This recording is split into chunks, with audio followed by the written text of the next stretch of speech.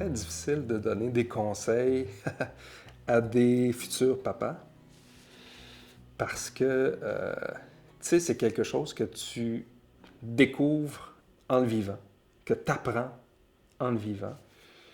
Fait que, tu sais, il n'y a pas de recette. Chacun possède sa propre histoire, tu sais. Fait que... Puis moi, je pense même que c'était une des choses qui me déplaisait de me faire dire ouais, tu sais, bon, il faudrait que tu saches que ça va venir assez rapidement après la naissance de l'enfant, puis tout ça. Fait que je sais pas quel conseil je donnerais. Euh, C'est de découvrir son enfant quand il va naître, puis, puis pas de se faire une attente, ah, il va être comme ça, il va être de même, j'aimerais ça qu'il...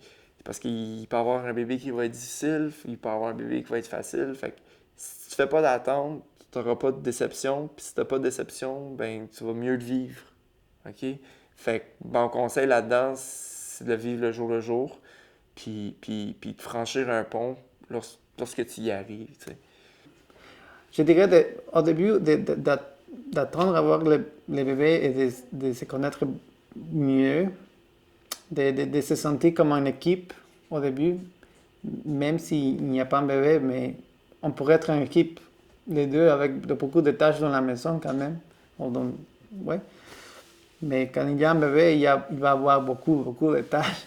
Moi, le conseil que je peux donner à un futur papa, la première chose, il ne faut pas qu'il se place de barrière.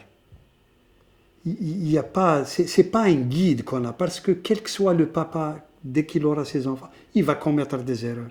Même si on lui donne un guide, on va lui dire, un, tu vas faire ça, deux, tu vas faire ça, il va commettre des erreurs, il va faire des bonnes choses que les autres n'ont pas fait. Un conseil que je donnerais au futur papa, c'est vraiment de travailler avec son partenaire ou avec sa partenaire pour ne pas casser la composante couple.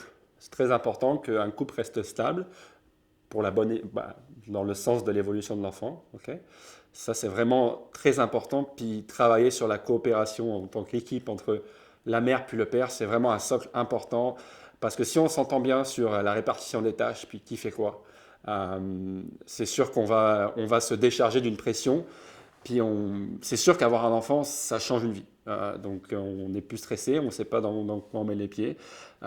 Si on ne communique pas avec sa partenaire, c'est sûr qu'on va droit dans un mur. C'est de faire bien sûr du temps pour le couple et aussi de rappeler à sa femme que hey, j'existe aussi. Et pour faire ça, je pense qu'il faut donner cette paix d'esprit à sa femme pour qu'elle puisse relâcher un peu.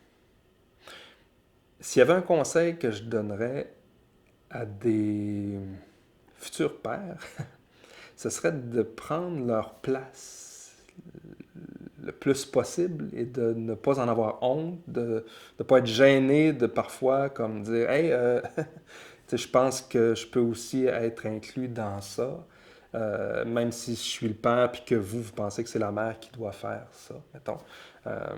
Puis pour être précis, je pense, mettons, aux accouchements de mes enfants. Parfois, j'avais l'impression que dans le regard des infirmières, ça devait être naturel que, je ne sais pas, mettons, les premières couches soient changées par les mamans, mettons, je sais n'importe quoi, là, mais à l'hôpital, je trouvais que dans le regard des infirmières, parfois, il y avait, le père, c'est un helper, tu sais.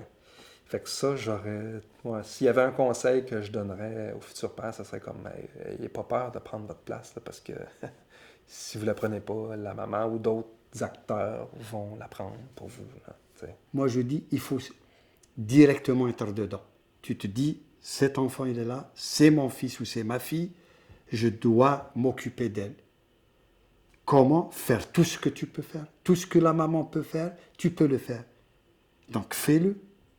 Mais comme conseil aussi, c'est se préparer mentalement parce que ça va... C'est sûr qu'il y a des bons moments, mais il va y avoir aussi des moments de choc parce que c'est aussi un choc dans sa vie, là. On a sa petite routine, etc. Puis hop, s'il y a quelqu'un qui vient un peu interférer et tout ça, donc il faut quand même se préparer un peu psychologiquement, etc. pour le futur, quoi. Donc, mais voilà, sinon ce n'est que du bonheur. Donc, que du bonheur.